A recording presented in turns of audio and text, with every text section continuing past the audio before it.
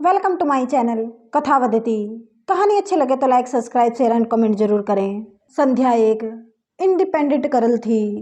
उसके ऑफिस में भी उसके अनुशासन और काम के प्रति समर्पण से सभी परिचित थे। लेकिन जितनी वह ऑफिस में अनुशासित में रहती उतनी ही घर पर आकर चुलबुली और नटखट हो जाती। एक दिन संध्या जब घर आई तो उसके मम्मी पापा ने कहा, कल शाम को 5 बजे सितारा रेस्टोरेंट में विवेक नाम का लड़का तुम्हें देखने आ रहा है, तो तुम टाइम से पहुंच जाना। लेकिन जब संध्या विवेक से मिलकर आई तो सीधे सीधे उसने कोई जवाब नहीं दिया। तो संध्या के माता पिता ने विवेक के माता पिता को फ़ोन लगाया। उन्होंने पूछा कि विवेक की क्या राय है। तो उन्होंने कहा, विवेक चाहता है कि पहले संध्या से पूछ लिया जाए कि उसकी क्या राय है। लेकिन वह तो सीधे सीधे कुछ बता ही नहीं रही थी। तो अगले दिन जब संध्या ऑफिस से घर आने का समय हुआ तो संध्या की मम्मी मुंह फुलाकर सोफे पर बैठ गई। संध्या जैसे ही आई उसकी माँ उदास सोफे पर बैठी थी। उसके पास आई और पूछा, क्या हुआ माँ? पर वह कुछ बोली नहीं। कुछ देर बाद वह बोली, तुझे क्या फ़र्क पड़ता है और तुझे क्यों जानना है? मैं नहीं बताऊंगी। पर क्यों माँ? क्योंकि तुमने कोई बताई थी वहाँ की बात।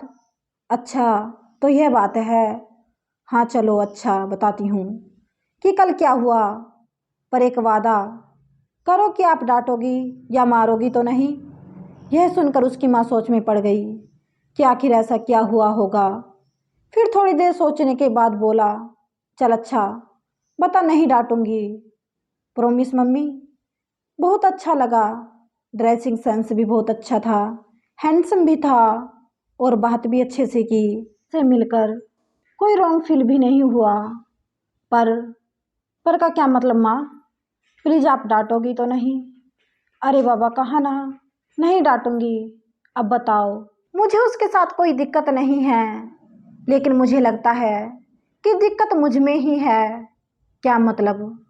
माँ, वह कुछ दबी आवाज़ में बोली, माँ मुझे एक दिन कोई अच्छा लगता है तो दूसरे ही दिन वह बुरा लगने लगता है। एक की चाल अच्छी लगती है तो दूसरे की स्माइल। आप समझ रही हैं ना माँ? उसकी मम्मी की हंसी छूट गई। पागल लड़की। मेरा सवाल अभी बाकी है माँ। क्या होगा अगर मैं शादी के बाद बोर फील करने लगी या मुझे लगा कि मैंने जल्दबाजी में फ़ैसला कर लिया और बाद में कोई और पसंद आ गया तो? इसलिए मैं कोई फ़ैसला नहीं कर पा रही हूँ। आप ही कुछ बताओ ना।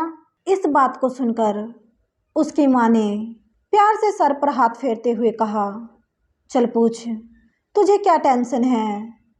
मुझे यह पूछना है कि आपकी शादी को इतने साल हो गए हैं, कभी आपको यह नहीं लगा कि काश यह बंदा मेरी ज़िंदगी में पहले आ गया होता तो मेरी ज़िंदगी कुछ और होती? कभी आपको यह नहीं लगा कि आप पापा से अच्छे बंदे को डिजर्व करती हैं?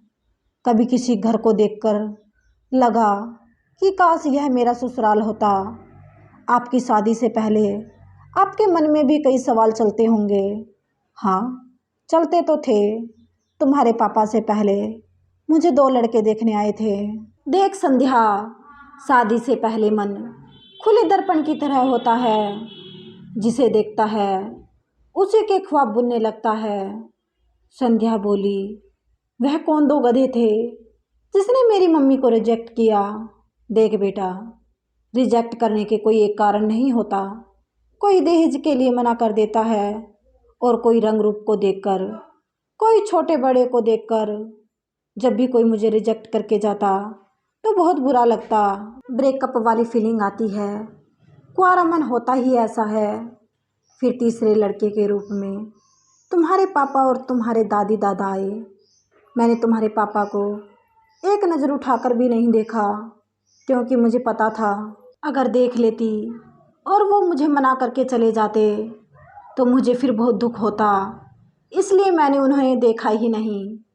पर तुम्हारे दादी दादा बहुत भले थे। उन्होंने मुझे देखते ही मुझे घेर लिया और सिक्का दे दिया। तब जाकर मैंने तुम्हारे पापा को एक नज़र उठाकर देखा था।